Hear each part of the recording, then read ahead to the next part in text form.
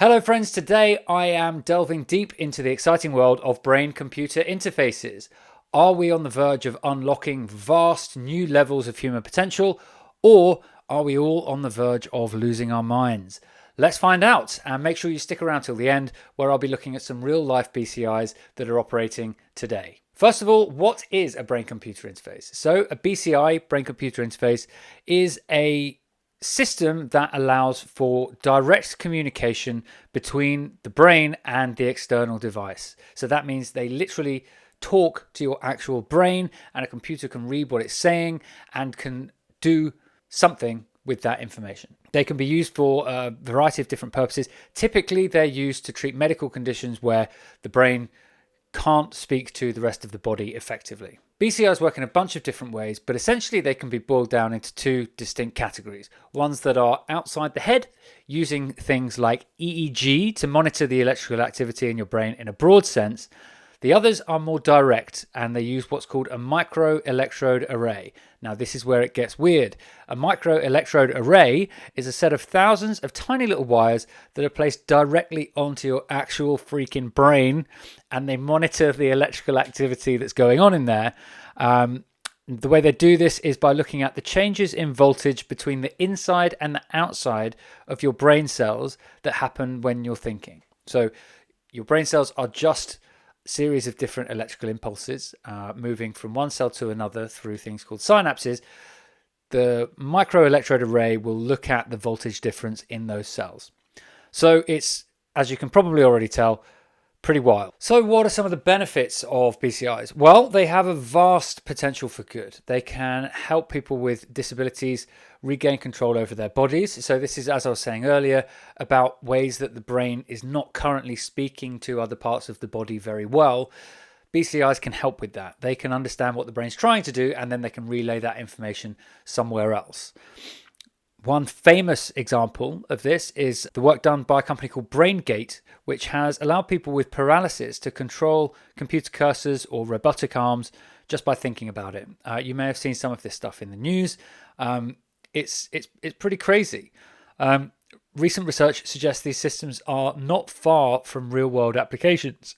This will open up a whole new world of possibilities, and not just for those with disabilities, but for everyone. So, as with any technology, BCIs do come with their own set of risks. For example, there's the potential for privacy invasion. Obviously, if a computer can read what you're thinking, then that information could be used for other nefarious means. Would you want, for example, to plug your brain into a system that the government had control over? I assume probably not. I know that I sure as hell wouldn't.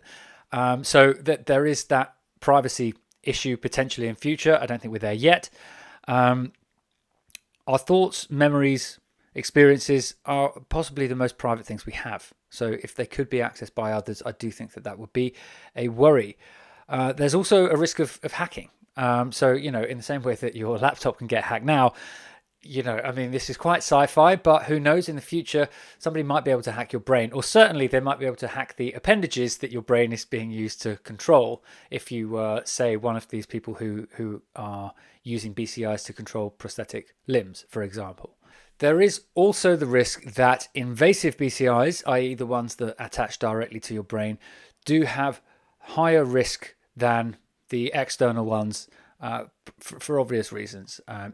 Whenever you're making direct contact with a part of your body that usually stays inside, you open it up to more risks, things like infection, but also something called glial scarring, which is a potential issue with this kind of thing. There are also some ethical concerns to take into account. For example, if your brain is connected to a computer, and between them, the brain and the computer are making decisions, then who takes ultimate responsibility for that decision? You would assume, I think common sense would tell you that it's the person with the brain, but as we've seen with AI, computers are increasingly being asked to make more and more decisions on our behalf. So if we get to a stage where increasingly decision-making power is being taken by the computer, and it's connected to a brain, and those two things are acting as a symbiote in unison, then it's going to become a bit more of a grey area. So this could become an interesting area of study in the future, and one that could particularly be a bit of a minefield. So what about the BCIs that are real and existing today? Well, firstly, and probably most famously, there is Neuralink, the company that Elon Musk founded, which is a direct connection, a microelectrode array, which is placed directly onto the brain. You may have seen the monkey playing Pong and being rewarded by bits of banana through a straw.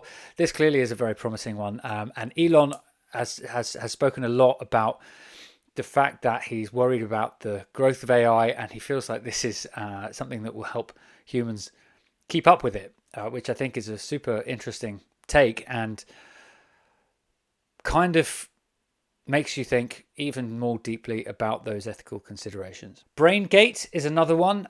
This has already made an arm which has allowed a woman to pick up a cup of coffee, which is pretty impressive, and they are doing some really great work. Another one which is even more invasive than the microelectrode array is a company called Synchron. Now, they have made a brain-computer interface which goes up through the blood vessels of the brain and sits there and monitors activity from there.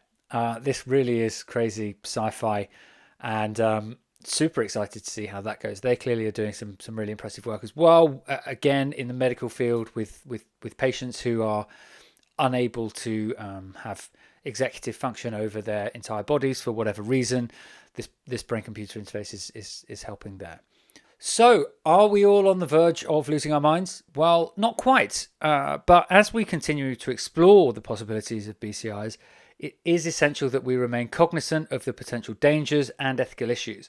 As with any technology, the key will be how we choose to use it, how we choose to regulate, and how we integrate it into our society. I think there is one side of this which could potentially be a super exciting future where we're all augmented by computers, we're all plugged in, and we can do millions of things all at once and really fully integrate with AI. And, you know, we get to the kind of the singularity, the utopian vision where we're all techno-enhanced beings. On the other side, you know, I've already touched on some of the ethical implications. There are worries there about, you know, uploading the contents of your thoughts, the one space we have left for privacy, and giving that up potentially to businesses, advertisers, governments, whatever, might not be the utopia that I've kind of painted a picture of. Who knows? It's certainly a super exciting field. I wanted to do this video because I've found BCI super interesting for a long time. I will be keeping an eye on them, and for sure will update my channel if I see any other exciting news coming out. Hope you enjoyed the video. Please do subscribe or like or whatever, and I will see you next time. Hey guys, I'm just editing the video that you've just watched, and I thought I'd add a little note at the end, just as a way of saying thank you. If you're a subscriber or if you've commented on any of my videos, we've just got YouTube monetization. So 1,000 subscribers, 4,000 watch hours means I can start making a small pittance from the content that I'm putting out there, which in the grand scheme of YouTube isn't insane numbers. I'm not coming up for Mr. Beast anytime soon, but to me anyway, it seems pretty staggering. I think I'm coming up on like 80,000 views now, which is mad. And so yeah, I just wanted to say, if you have liked or commented or subscribed at any point, or left one of the really, really thoughtful comments that are on so many of my videos, I really, really do appreciate it. And yeah, just wanted to say thanks. So I'll see you next time.